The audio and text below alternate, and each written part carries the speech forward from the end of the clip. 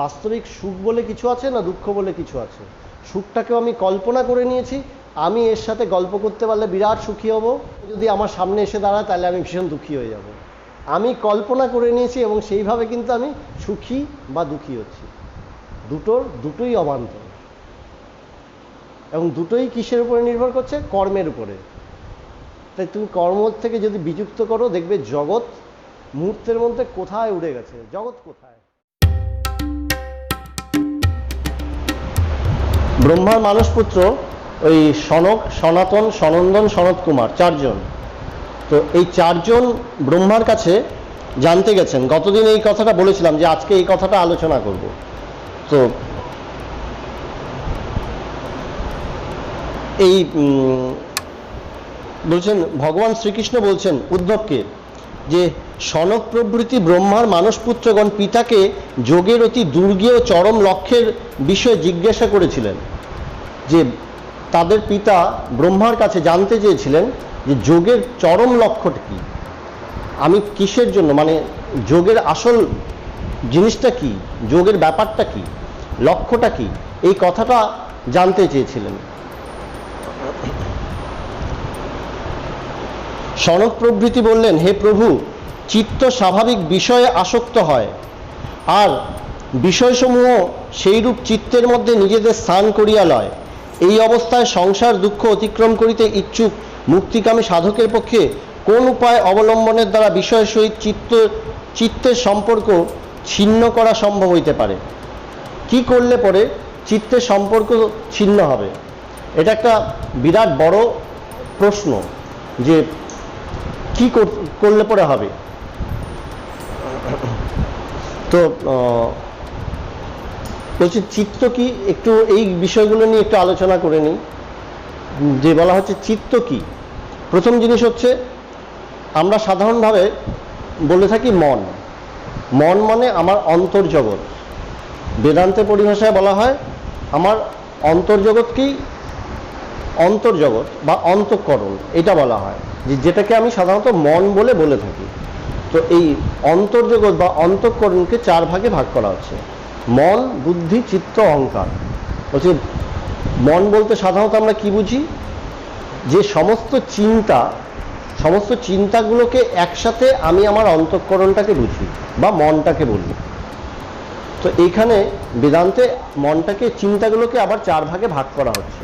যে চিন্তাগুলোর চারটা ক্যাটাগরি আছে। বলে কীরকম? বলছে একটা হচ্ছে সংকল্প বিকল্প, এটা করব না ওটা করব। এই যে মনের যে বৃত্তি ওঠে, এটা করব না ওটা করব, এই চিন্তাগুলো হচ্ছে গিয়ে মন, এগুলোকে মন বলা হচ্ছে। বুদ্ধি কি? এর মধ্যে থেকে কোনটা করব সেটা বুদ্ধি নির্দেশ করে দেয় যে এটা করতে হবে। অহংকার কি? যেটা আমার এই জিনিসটা চাই, আমার ওটা লাগবে, এই যে আমার সাথে যখন কোনো বিষয় বস্তুর সম্পর্কিত করে দেয় তখন সেটাকে অহংকার বলে। যে কোনো বস্তু বা বিষয়কে আমার সাথে, আমার চিন্তার সাথে জুড়ে দিল, আমার সাথে রিলেট করলো, সেটা অহংকার। আমি ভাবটাই হচ্ছে অহংকার। আর চিত্ত কি? চিত্তকে এক কথা বলা হয় স্টোর হাউস, যেখানে আমাদের সমস্ত সংস্কার, ভালো লাগা মন্দ লাগা যা কিছু বোধ আছে, সমস্ত বোধগুলোকে যেখানে স্টোর করে রাখা হয়েছে, সেটা হচ্ছে গিয়ে চিত্ত। চিত্তের মধ্যে সমস্ত কিছুকে রাখা থাকে। চিত্ত কি করে?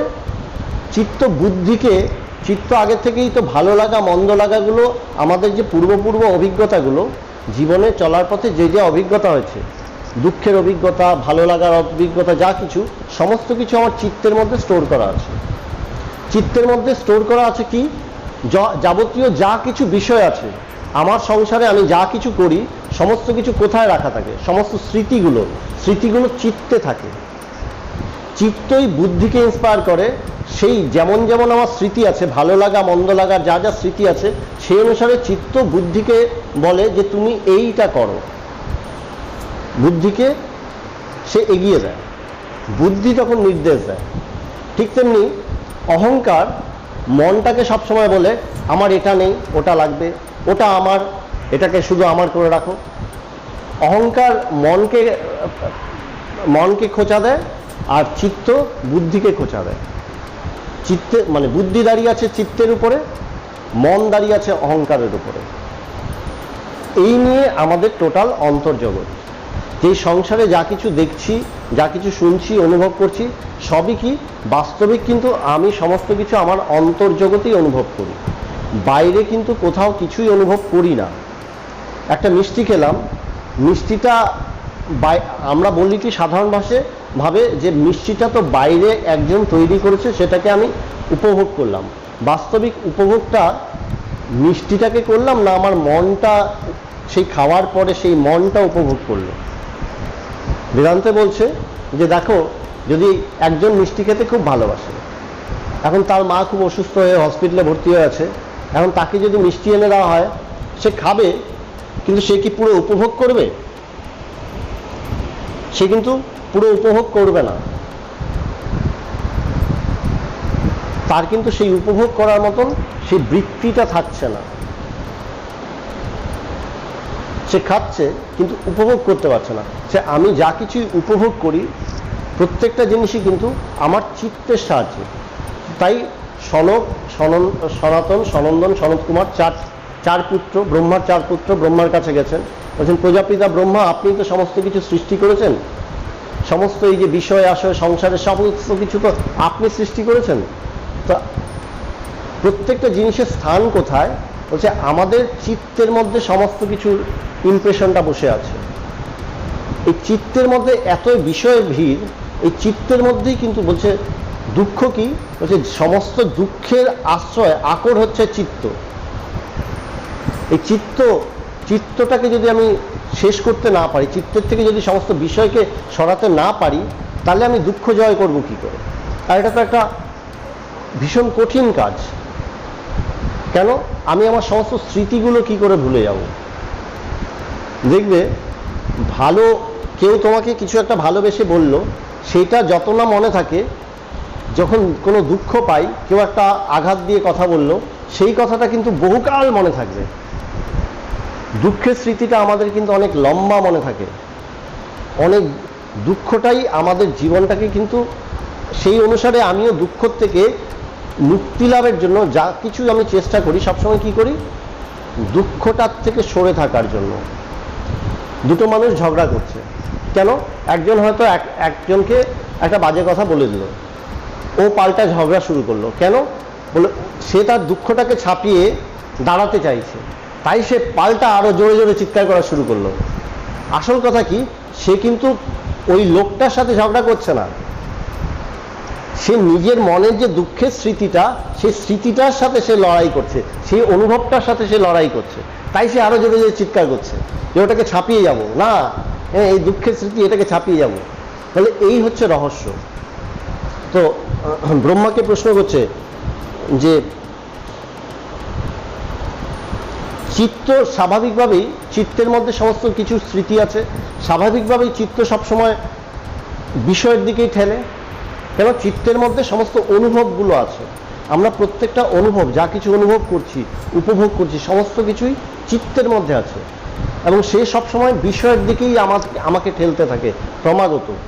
বিষয় শূন্য চিত্তকে বিষয় শূন্য করব কিভাবে? এখানে প্রশ্নটা করছে। তো ভগবান শ্রীকৃষ্ণ বলছেন যে ব্রহ্মা দেবতাগণের মধ্যে শ্রেষ্ঠ, সকল প্রাণীর স্রষ্টা, যাহাকে কেহ সৃজন করেনি, মানে ব্রহ্মাকে কেউ সৃষ্টি করেনি, ব্রহ্মাই সবাইকে সৃষ্টি করেছেন, তাহাকে সনত প্রভৃতি ওই প্রকার প্রশ্ন করিলে তিনি বিশেষভাবে বিচার করিয়াও যে অজ্ঞান হইতে এই প্রকার প্রশ্ন সম্ভব স্থির করিতে পারিলেন না। মানে যে খান থেকে প্রশ্নটা আসছে, বলে কেন এই প্রশ্নটা ঠিক কি, চিত্তটাকে কিভাবে মুক্তি লাভ হবে, সেই মুক্তির কথাটা, উত্তরটা ঠিক কি হবে, সেইটা ব্রহ্মার বোধগম্য ঠিক হলো না। যদিও তিনি সমস্ত কিছু সৃষ্টি করেছেন, তো তার কাছে ঠিক বোধগম্য হলো না। যখন তিনি উত্তর করতে পারলেন না, উত্তর দিতে পারলেন না, তখন সেখানে নারায়ণ হংস রূপে এসে হাজির হলেন, হাঁস হয়ে এসে হাজির হলেন। যে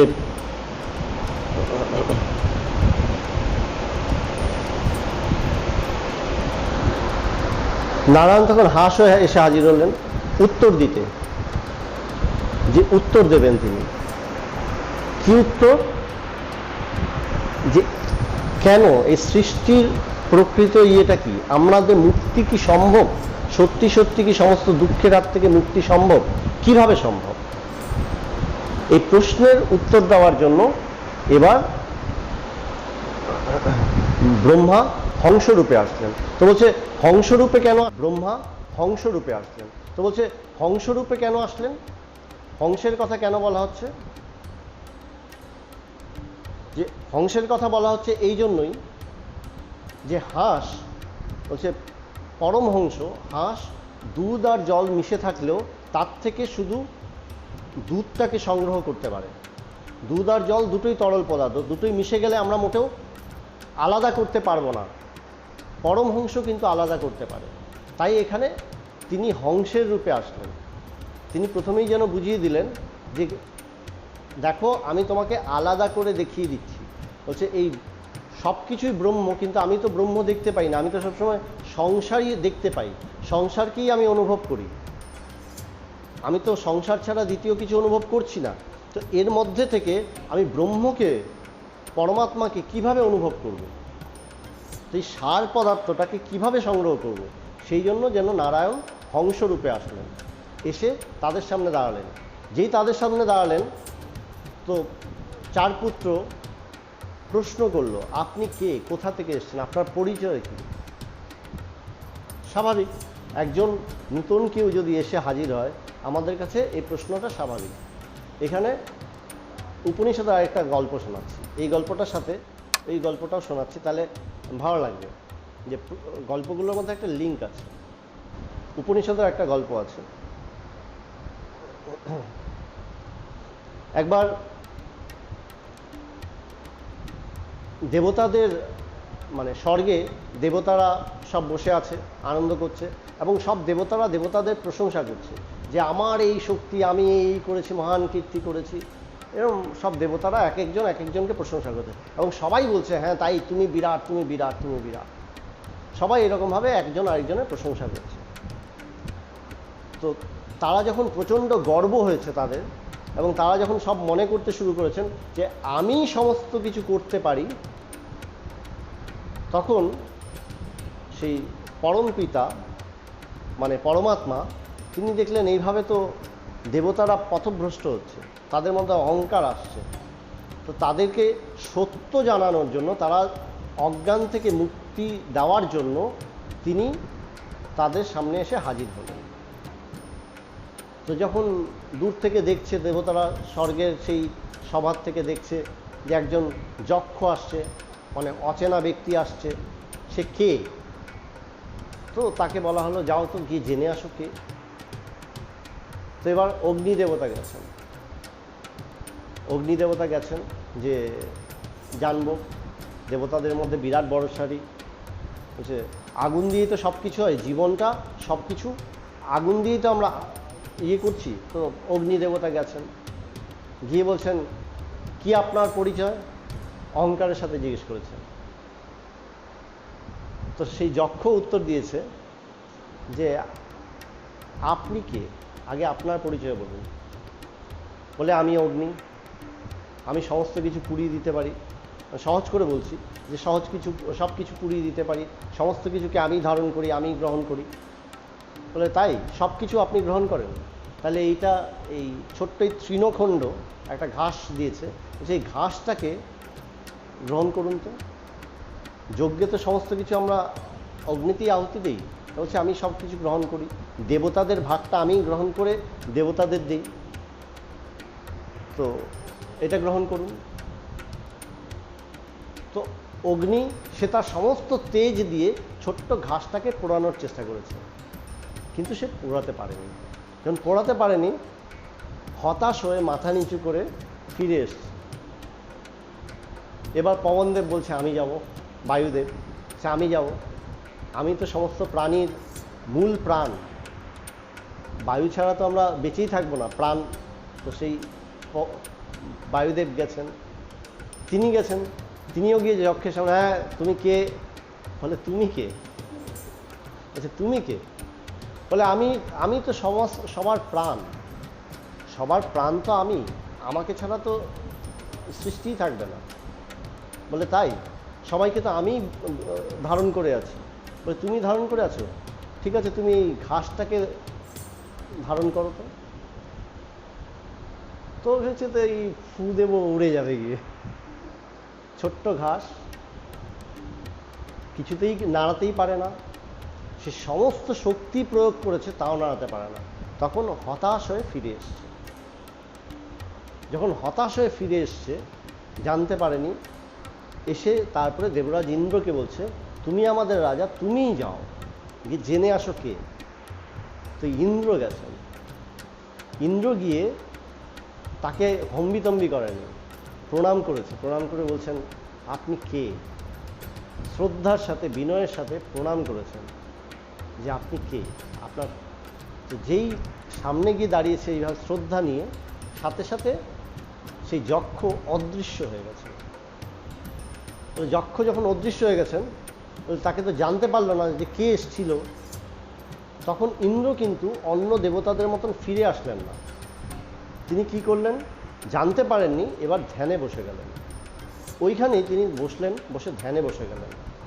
কিন্তু আমাকে জানতে হবে, তার পরিচয় জানতে হবে।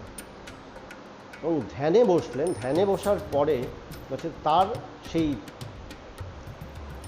নিষ্ঠায় হচ্ছে সেই পরমাত্মা, সেই পরম পুরুষ এবার উমা রূপে প্রকাশ হলেন। উমা রূপ বলতে বলছে যে প্রথম সূর্য ওঠার আগে যে আকাশটা যেমন লাল হয়ে যায়, ঠিক তেমনি সেই উমা রূপে যেন প্রকাশ হয়। তিনি তাকে সত্য জানালেন যে দেখো, আমি সব কিছুকে ধারণ করেছি। তো প্রথম জিনিসটা কি? প্রথম জিনিস হচ্ছে পবনদেব মানে বায়ুদেব এবং অগ্নিদেব কি করেছেন? অহংকার নিয়ে গেছেন। গল্পটার সার কি? বলছে অহংকার নিয়ে গেছেন, তারা জানতে পারেননি। যখন শ্রদ্ধা নিয়ে ইন্দ্র গেছেন, তখন তিনি জানতে পেরেছেন। কিভাবে? প্রথমেই কিন্তু জানতে পারেননি, কিন্তু হাল ছাড়েননি। তিনি বসে পড়লেন ধ্যান করতে, যে না, আমি জেনেই ছাড়ব। এই জিনিসটা আমাদের মধ্যে থাকতে হয়, যে আমাকে জানতে হবে সত্যটা। আমরা কি হয়, অল্পতেই হাল ছেড়ে দিই, বলে এটা আমি পারছি না, আমার ধ্যান হচ্ছে না। যেমন হয় না, ধ্যান হচ্ছে না, করব না, পারছি না, ঠিক মতন কোনো মতে করে নিলাম। ঠাকুর পুজো করতে বসছি, কোনো মতে দিতে হয়, দিয়ে দিলাম। বলে এইভাবে না, যা কিছু করবে নিষ্ঠাটাই হচ্ছে মূল মন্ত্র। নিষ্ঠার সাথে আমাকে করতে হবে। এই জিনিসটা যত আমি এইভাবে করতে পারবো, ততই দেখব আমার একটা পরিবর্তন ঘটছে। তো এখানে প্রথমেই দেখা যাচ্ছে এই ব্রহ্মার 4 পুত্র কিন্তু বিনয়ের সাথে, শ্রদ্ধার সাথে হংসকে বললেন যে আপনি কে?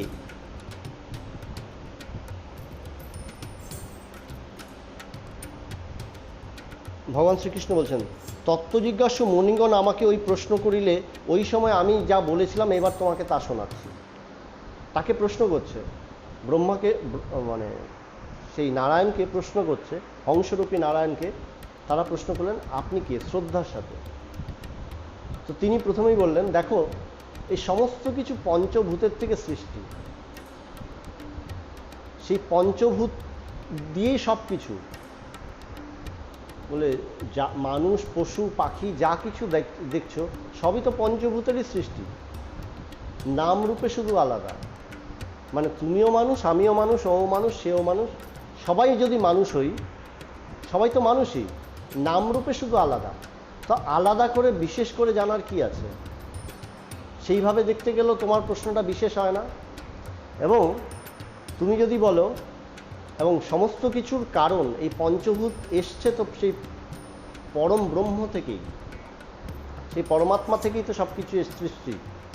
তো সব কিছুর কারণ যখন পরমাত্মা, তখন বিশেষ করে এই প্রশ্নটারও কোনো মূল্য থাকে না, যে আপনি কে, তুমি বিশেষ করছো কেন? বিশেষ, আমরা যখন কোনো কিছুকে বিশেষ করতে যাই, তখনই কি করছি? আমি ভ্রান্ত হচ্ছি। প্রথমেই কি শিক্ষা দিলেন?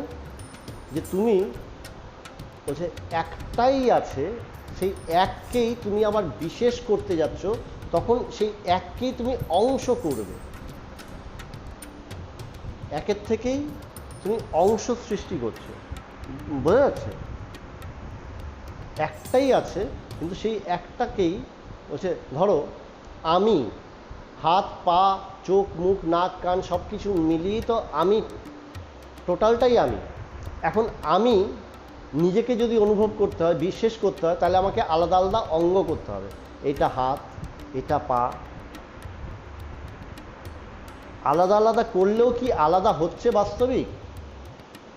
একটাই তো থাকতে বলছে, এক পরম ব্রহ্মই আছে। সেই পরম ব্রহ্ম বিশেষ কখনোই হয়নি। বিশেষ কখন হয়? তোমার সংস্কার বশত, মায়ার সংস্পর্শে এসে তোমার সংস্কার বশত এই বিশেষ হচ্ছে। এই যে বিশেষ বলে তোমার কাছে প্রতীত হচ্ছে, যেটা নেই কিন্তু তোমার কাছে প্রতীত হচ্ছে, এটাই মায়া। বাস্তবিক এটা মায়া কখনো ছিল না, হয়নি, নেই বলে। তাহলে মুক্তির প্রসঙ্গ আপনি বলছেন কেন? এমন প্রশ্ন আসতে পারে যে মুক্তির কথাটা আসছে কেন? উদ্ধব ভগবানকে জিজ্ঞেস করছেন যে আপনি বলুন, যদি আত্মা নিত্যই হয়, তাহলে আত্মা কি বদ্ধ না মুক্ত? আত্মা যদি নিত্য হয় তাহলে তো নিত্য মুক্ত, আর নিত্য মুক্ত হলে তো বদ্ধের প্রশ্ন নেই, সে তাহলে বন্ধন কখনোই নেই। যদি বন্ধন না থাকে তাহলে দুঃখ আসলো কোথা থেকে? প্রশ্নটা যুক্তি আছে।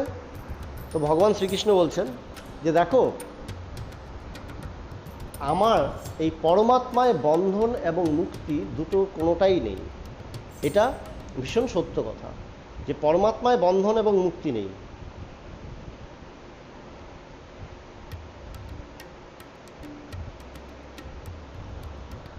পরমাত্মায় বন্ধন এবং মুক্তি নেই, কিন্তু কি বিষয় সংস্পর্শে এসে পরমাত্মায় বন্ধন এবং মুক্তি যেন তৈরি হচ্ছে। বিষয় সংস্পর্শে মানে বিশেষ করছি, যখন যে বিষয়টার উপর দিয়ে যাচ্ছে, যে বিষয়টার সংস্পর্শে আসছে, তখন তার সংস্পর্শে এসে আমার মনে হচ্ছে যেন এটাই।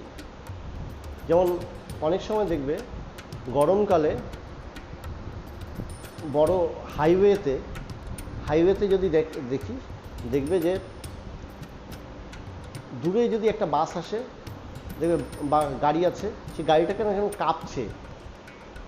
হ্যাঁ, গাড়িটা থরথর করে কাঁপছে। বাস্তবিক কি কাঁপছে? তা না।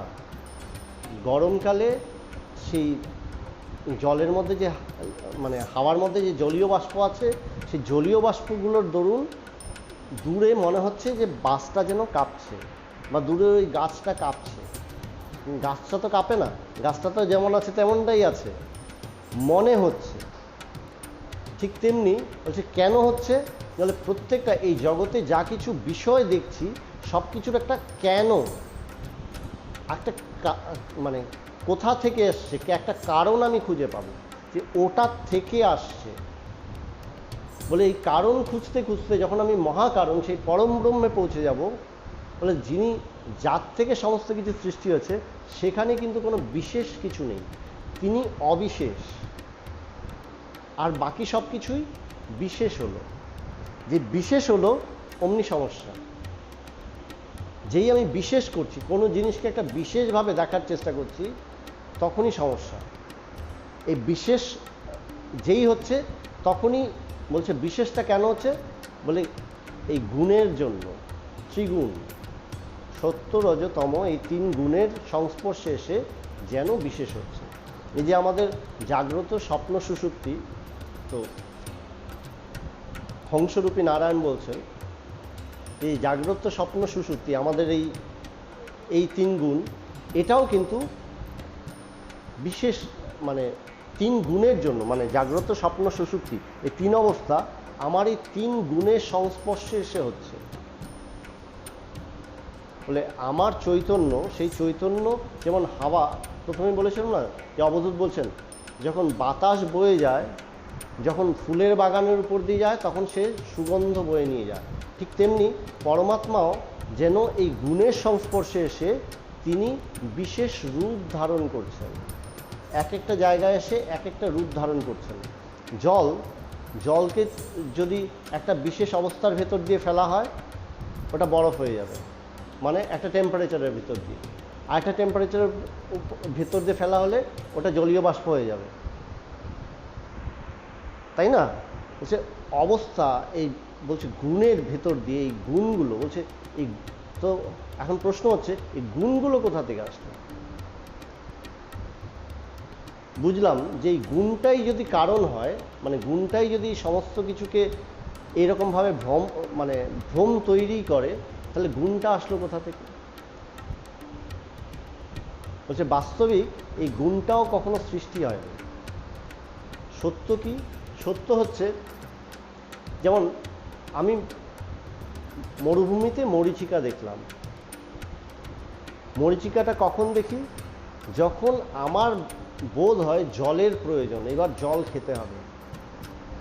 যখনই জলের প্রয়োজনটা খুব ভীষণভাবে জলের প্রয়োজন বোধ হতে শুরু করে, জল পিপাসাটা যখন সাংঘাতিক রূপ ধারণ করে, তখনই লোকে কিন্তু মরীচিকা দেখে দূরে একটা কুয়া আছে বা একটা পুকুর আছে, সে কিছু না কিছু সে দেখে তখন জল খাওয়ার জন্য সে ওদিকে ছোটে। তো বলছে আমার মধ্যেও এই অভাবটা তৈরি হবে কি করে?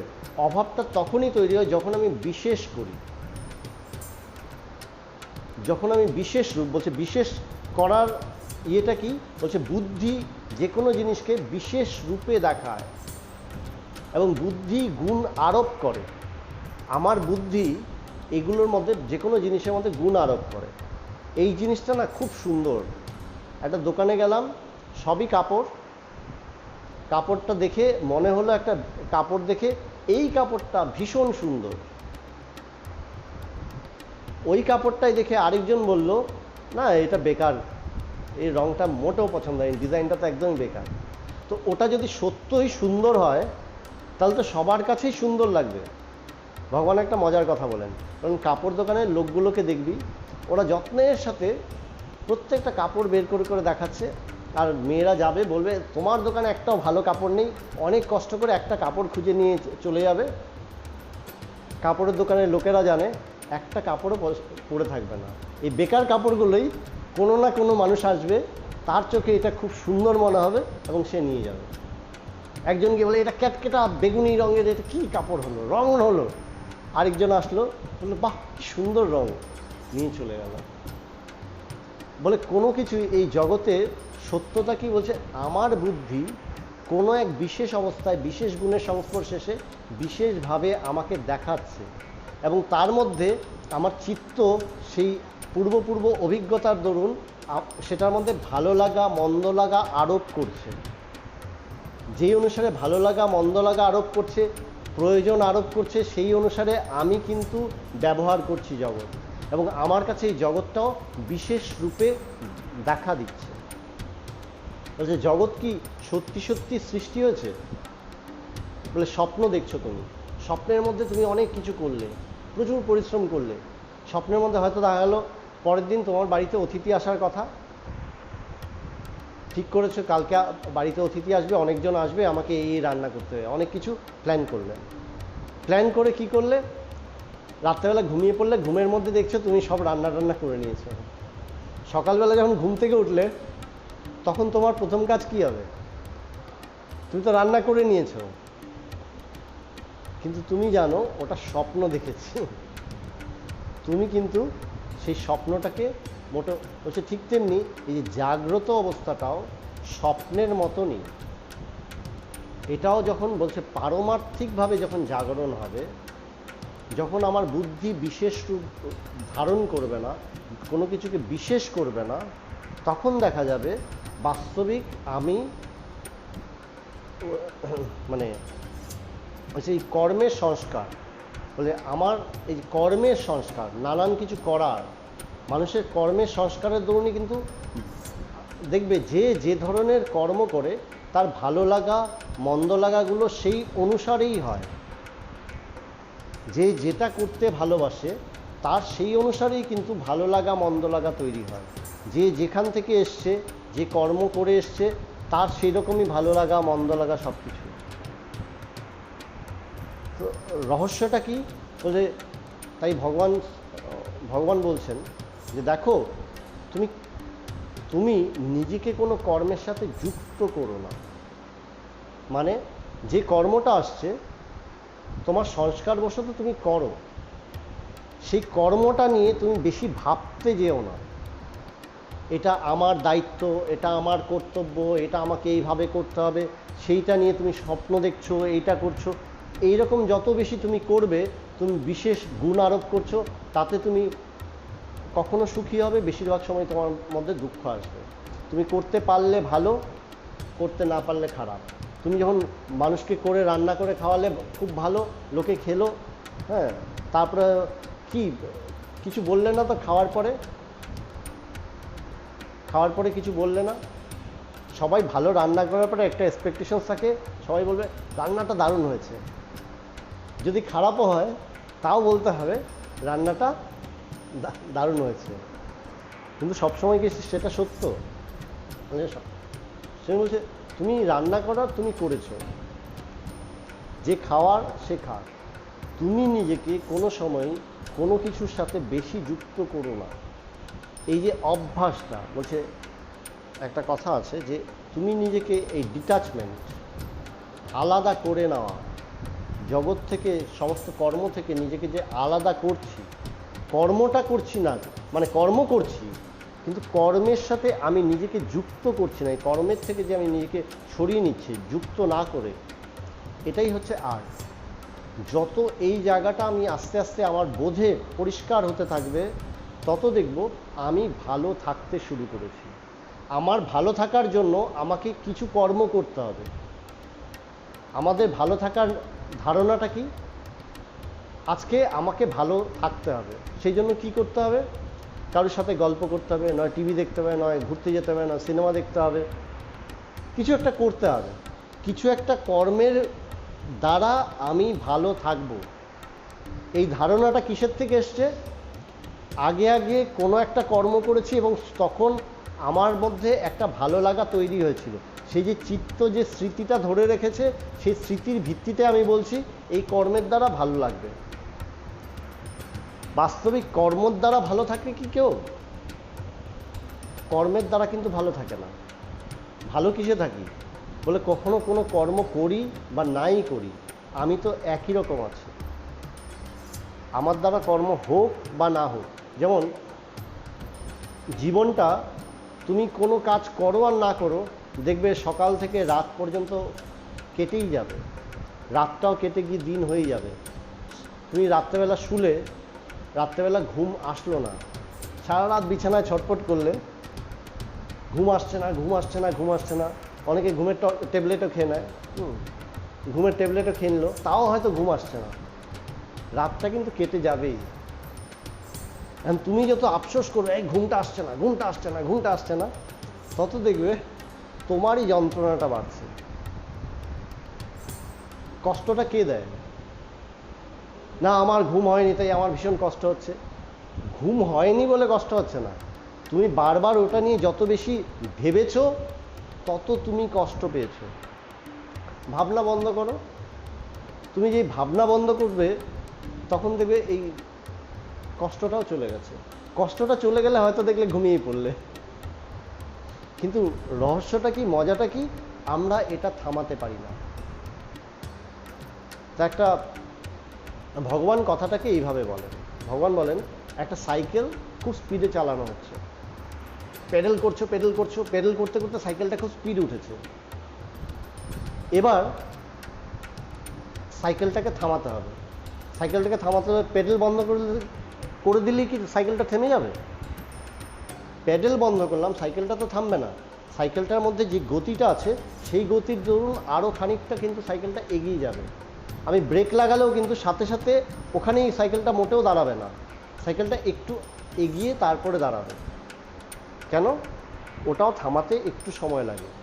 ঠিক তেমনি এই যে আমি জগৎ ব্যবহার করছি সবসময় কর্মই সত্য, এই কর্মের উপর, এবং কর্মটা কিসের উপরে দাঁড়িয়ে আছে? আমার যাবতীয় সমস্ত কর্ম কিসের উপরে দাঁড়িয়ে আছে? আমার যাবতীয় সমস্ত কর্ম কিন্তু এই বোধটার উপরে দাঁড়িয়ে আছে, এই জগৎ সত্য।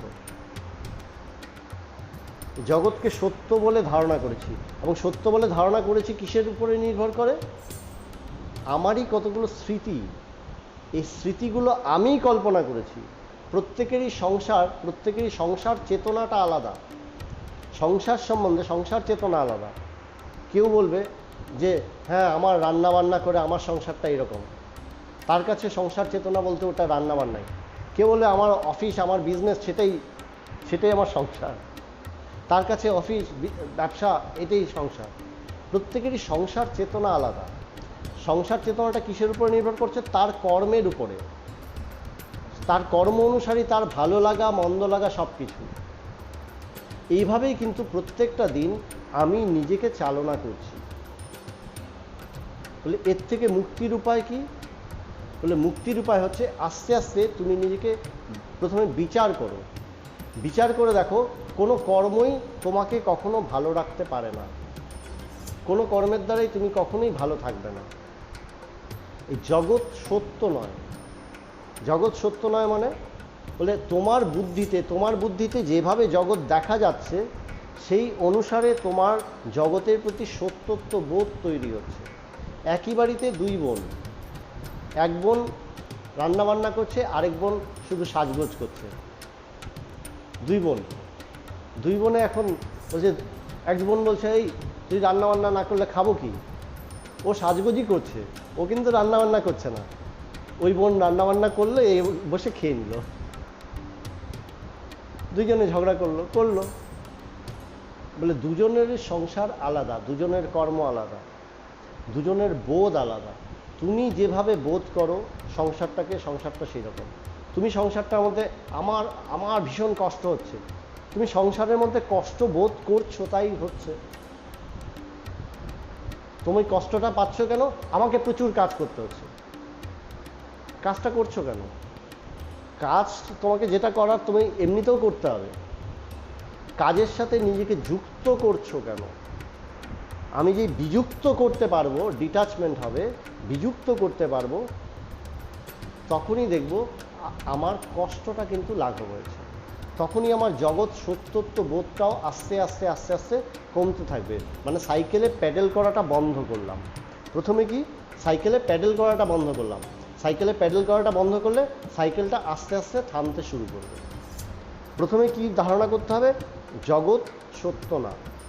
কিভাবে ধারণা করব? যে জগৎটা মূলত দাঁড়িয়ে আছে, জগৎবোধটা কোথায় দাঁড়িয়ে আছে? আমার কর্মের উপরেই দাঁড়িয়ে আছে। আমার সংসার, আমার যে জগৎ চেতনা, এই সংসার চেতনা কোথায় দাঁড়িয়ে আছে? আমার কর্মের উপরে। কতটুকু জগৎ জানি? যতটুকু জগৎকে আমি জানতে চাইছি, যা যা ব্যবহার করছি সেই অনুসারে। আমি সমস্ত পৃথিবীর খবর জানি। পৃথিবীর খবর কতটুকু জানো? খবরের কাগজ পড়ে আর টিভি দেখে যতটুকু তুমি নিউজে তোমাকে দেখানো হচ্ছে ততটুকুই জানছো, তাই না? তাই বলে কি তুমি সেই সমস্ত ঘটনার সাথে যুক্ত? তুমি কি নিজেকে যুক্ত করতে পারো? যুক্ত করতে পারো না। যে ধরো আজকে উগ্রপন্থী হানায় এখানটাতে 4 জন পুলিশ মারা গেল, যে 4 জন পুলিশ মারা গেল, আমাদের কাছে কি ওটা একটা নাম্বার। কিন্তু 4 জন পুলিশের মধ্যে একজন যদি আমার পাড়ার হয়, আরে ও মারা গেছে, কষ্ট হবে। ও যদি আমার আত্মীয় হয়, কষ্টটা আরো বেশি হবে। ও যদি আমার ভাই হয়, ভয়ঙ্কর কষ্ট হবে, তাই না? তখন গিয়ে ওটা আমার কাছে বাস্তব হয়। আমি খবর জানি আর সত্যিকারের আমি নিজেকে সেইটার সাথে যুক্ত করলাম, দুটোর মধ্যে অনেক পার্থক্য আছে। তুমি মানুষকে তোমার দুঃখের গল্প শোনাচ্ছ, আমি ভীষণ কষ্ট, সবাই যেটা করে থাকে, যে সংসারের গল্প সবাই করে, যে দিদি জানো তো আমার না ভীষণ কষ্ট। সেও তোমার কাছে শুনছে, সে বাস্তবিক হয়তো তোমার কাছে শুনছে, সত্যিকারের কি সে শুনছে? বলে কেন তুমি করছো? কাউকে তোমার গল্পটা কেন শোনাচ্ছ? কিসের প্রয়োজনে? তুমি আশা করছো যে সে তোমাকে ভালোবাসা দেবে? তোমার আশাটা যেমন, তার রেসপন্স যদি সেরকম না থাকে, তবে কিন্তু তোমার দুঃখটা আরও বাড়বে। আমি প্রত্যেকটা মুহূর্তে কি করছি? কিছু কিছু স্মৃতি ধরে আশায় আশায় চলতে থাকি যে এই মানুষটাকে আমি কিছু গল্প করেছিলাম, সে মন দিয়ে শুনেছিল। এখনও যদি আমি আমার দুঃখের কথা বলি, সে আমার কথাটা মন দিয়ে শুনবে। দুঃখের কথাটা বলতে গেলাম, সে হয়তো শুনলই না। তার কারণ কি? সে হয়তো অন্য কাজে ব্যস্ত আছে, অন্য চিন্তায় ব্যস্ত আছে, ভালো করে শুনলই না। আমার দুঃখটা কিন্তু বেড়ে গেল। আমরা সবসময় অন্য কিছুকে ধরে, অন্য একটা মানুষকে ধরে, অন্য একটা বিষয়কে ধরে বেঁচে থাকার চেষ্টা করি। বলে এই যে অন্যকে ধরে বেঁচে থাকাটা কি? প্রকৃত কি? কর্মই তো। তো কর্মের উপরে দাঁড়িয়ে তো আমি জগৎ ব্যবহার করছি, স্বপ্ন দেখছি। স্বপ্নের মধ্যে কি হচ্ছে? স্বপ্নের মধ্যেও দেখবে তুমি কিছু না কিছু একটা করছো, তোমার দ্বারা কর্ম হচ্ছে। কর্ম ছাড়া তুমি কোনো স্বপ্ন দেখো কি? না, আমি কিছু করছিলাম না, স্বপ্নে দেখছিলাম, হ্যাঁ, ওই দুইজনে ঝগড়া করছিল। আরে ওই দুইজনে ঝগড়া করছে, তুমি তো দেখছো, তো তোমার দ্বারাও তো একটা কর্ম হচ্ছে, তাই না? তুমি স্বপ্ন দেখতে হলো, সেই স্বপ্নের মধ্যেও তুমি কর্মই তো করছো। কোনো কর্ম ছাড়া তোমার কাছে জগতের অস্তিত্ব আছে কি? তো এই জাগ্রত অবস্থা, স্বপ্নেই যদি এই হয় যে কর্ম ছাড়াই তুমি কোনো স্বপ্ন দেখতে পাবে না, একটা স্বপ্ন তুমি চিন্তা করে দেখো, যে একটা স্বপ্ন তুমি দেখতে পেরেছো কি আজ পর্যন্ত, যেটা তুমি কোনো কিছু করনি, অ্যাটলিস্ট দ্রষ্টা হয়ে দেখেছো, সেই কর্মটা তো করেছো। সবসময় দেখবে স্বপ্নে তুমি এইখানে যাচ্ছ, এইটা করছো, কিছু না কিছু তোমার দ্বারা কর্ম হচ্ছেই। কর্ম ছাড়া তুমি স্বপ্ন পর্যন্ত দেখতে পারো না। তো জাগ্রত অবস্থায় কর্ম ছাড়া তুমি জেগেই বা থাকবে কি করে?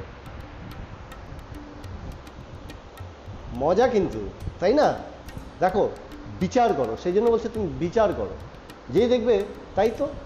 কর্ম ছাড়া জগতের অস্তিত্ব কোথায়? আমি যদি কর্ম বন্ধ করি, কর্ম বন্ধ করব মানে বলে শরীর, দেহকে দেহের কাজ করতে দাও।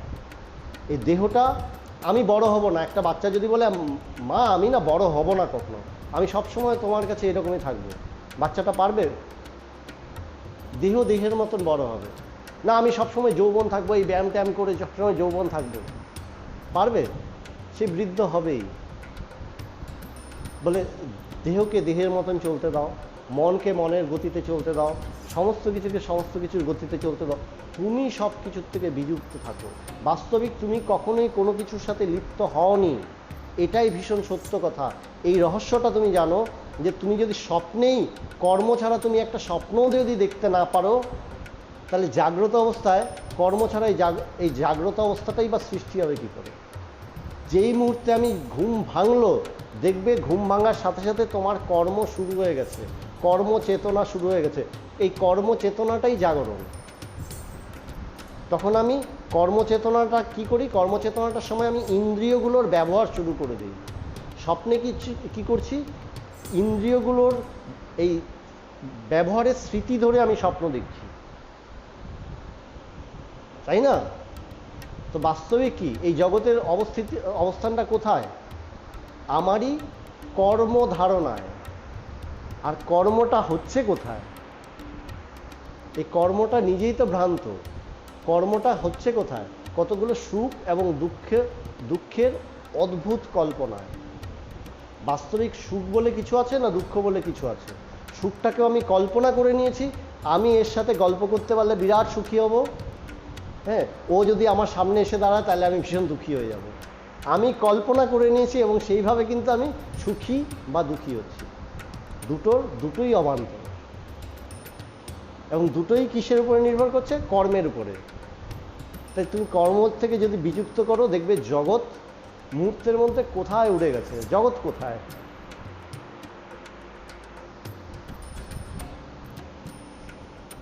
আজকে এখানে শেষ করি।